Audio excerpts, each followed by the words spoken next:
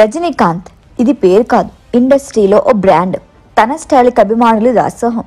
70 దాటినా super star హోదాలో కొనసాగుతున్న ఆయన ఎందరికో ఆదర్శం. అయితే కేవలం నటనే కాదు, ఆయన వ్యక్తిత్వం, ఆధ్యాత్మిక ప్రయాణం కూడా ఎందరికో స్ఫూర్తిగా నిలుస్తుంది. లేటెస్ట్ గా ఓ కార్యక్రమంలో పాల్గొన్న సూపర్ స్టార్ యువతని ఉద్దేశించి చేసిన వ్యాఖ్యలు ఇప్పుడు సోషల్ మీడియాలో వైరల్ అవుతున్నాయి. సినిమా ఇండస్ట్రీలో రజనీకాంత్ గొప్పతనం గురించి ప్రత్యేకంగా చెప్పుకోవాల్సిన అవసరమే లేదు. అయితే రజనీకాంత్ అంటే నటన మాత్రమే కాదు, వ్యక్తిత్వం, ఆధ్యాత్మిక ప్రయాణంలోనూ తనకి తానే సాటి.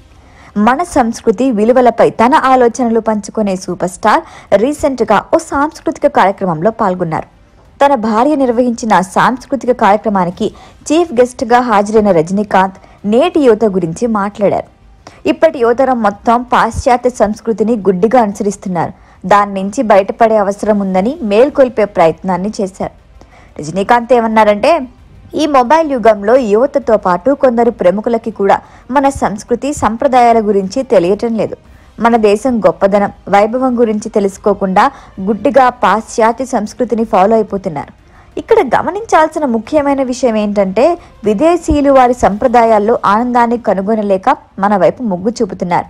యోగా, ధ్యానం, ఆధ్యాత్మిక సాధన వైపు మొగ్గు చూపుతున్న విదేశీయులు ఎందరో ఉన్నారు. దీనిపై అవగాహన కల్పించేందుకే నా భార్య లత ఓ ప్రయత్నం మొదలుపెట్టింది. భగవంతుడి దయతో ఆమె ప్రయత్నం ఫలించాలని కోరుకుంటున్నా అన్నారు రజనీకాంత్. லதா அவர்கள் ஒரு நல்ல மனைவியா, ஒரு நல்ல தாயா, பேர குழந்தைகளுக்கு ஒரு நல்ல பாட்டியா தன்னுடைய லௌகிக கடமைகளை சிறப்பாக செய்து கொண்டு இப்போ இந்த செல்போன் யுகத்தில் இளைஞர்கள், ஏன் சில பெரியவர்கள் கூட நம்ம பாரத நாட்டின் மகோன்னதமான சம்பிரதாயம், அதோடைய கலாச்சாரம், அதோடைய அருமை பெருமை எல்லாம் அவங்களுக்கு தெரியாமலேயே அதை பற்றி ஒரு அறிவு இல்லாமலேயே ஒரு வெஸ்டர்ன் கல்ச்சருக்கு அப்படியே இளைஞர்கள் போயிட்டு இருக்காங்க. இங்கே வெஸ்டர்னர்ஸ் அங்கே அவங்களுடைய சம்பிரதாயம் கலாச்சாரத்தில் அவ்வளோ சந்தோஷம் நிம்மதி கிடைக்கலன்னு சொல்லி அவங்க நம்ம இந்தியா பக்கம் இதில் தான் ஒரு உண்மையான ஒரு நிம்மதி சந்தோஷம் கிடைக்கும்னு சொல்லி அவங்க இந்த பக்கம் வந்துட்டு இருக்காங்க. லைக் மெடிடேஷன், யோகா, இயற்கையான வாழ்க்கை, அந்த மாதிரி. సో ನಮ್ಮ భారత నాట్యం అంద మహోన్నత వేదికలపై సందేశాలు ఇవ్వటమే కాదు, రజనీకాంత్ ఏటా ఆధ్యాత్మిక యాత్రలు చేసేందుకు ఆసక్తి చూపిస్తారు. నిరాడంబరంగా బయలుదేరి హిమాలయాలకి వెళ్ళొస్తుంటారు. ధ్యానం, యోగా కోసం ప్రత్యేక సమయం కేటాయిస్తారు. ఈ విషయంలో రజనీకాంత్ అనుసరించే వారందరూ ఉన్నారు. రీసెంట్గా ఓ ఇంటర్వ్యూలో మాట్లాడుతూ వెంకటేష్ కూడా ఇదే చెప్పారు. కెరియర్ ఆరంభంలో రజనీకాంత్ ఇచ్చిన సలహా ఇప్పటికీ పాటిస్తున్నా అన్నారు.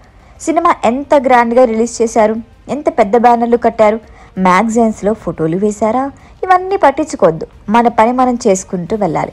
జయాపజయాలని సమానంగా స్వీకరించాలంటే అందుకు యోగా, ధ్యానం, ఆధ్యాత్మిక సాధన సరైనవి అని చెప్పారట. అందుకే రజనీకాంత్ పబ్లిసిటీ, హిట్, ఫ్లాప్లకి పెద్దగా రియాక్ట్ అవ్వరు. అదే విషయాన్ని తాను కూడా అనుసరిస్తున్నా అన్నారు విక్టరీ వెంకటేష్.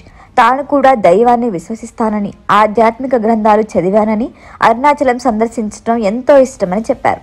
ఇండస్ట్రీలోకి రాకముందు రజనీకాంత్ ఎలా ఉన్నారో, సూపర్ స్టార్ హోదాలో ఉన్నప్పుడు ఆయన ఇలానే ఉన్నారు. అప్పట్లో వడ్రంగి పని చేసేవారు, ఆ పని లేనప్పుడు రోజూ కూలికి వెళ్లేవారు. ఆ తర్వాత బస్ కండక్టర్గా అడుగు ముందుకు పడింది. ఆ తర్వాత స్నేహితుల ప్రోత్సాహంతో నటన వైపు అడుగులు వేశారు. నాటక రంగం నుంచి వెండితెరపైకొచ్చి దశాబ్దాలుగా వెలుగుతూనే ఉన్నారు. రాజకీయాల్లోకి రావాలనుకుని ఆ తర్వాత ఆ ప్రయత్నాన్ని విరమించుకున్నారు. ఈ వయసులోనూ హీరోగా కొనసాగుతూ అభిమానులకి ఆరాధ్య దైవంగా మారారు. ప్రస్తుతం లోకేష్ కనకరాజు కూలీ మూవీలో నటిస్తున్నారు. ఆ తర్వాత జైలర్ 2పై కాన్సన్ట్రేట్ చేయనున్నారు. ఈ రేంజ్లో ఫాలోయింగ్ ఉన్న ఆయన ఎప్పుడూ సాధారణ వ్యక్తిలా ప్రశాంతంగానే ఉంటారు.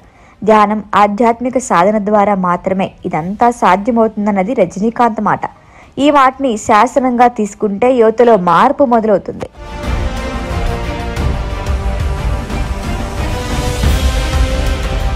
ఈ వీడియో కనుక మీకు నచ్చినట్టయితే లైక్ చేయండి, షేర్ చేయండి, సబ్స్క్రైబ్ చేయండి. అలాగే పక్కనే ఉన్న బెల్ ఐకాన్ని క్లిక్ చేయండి.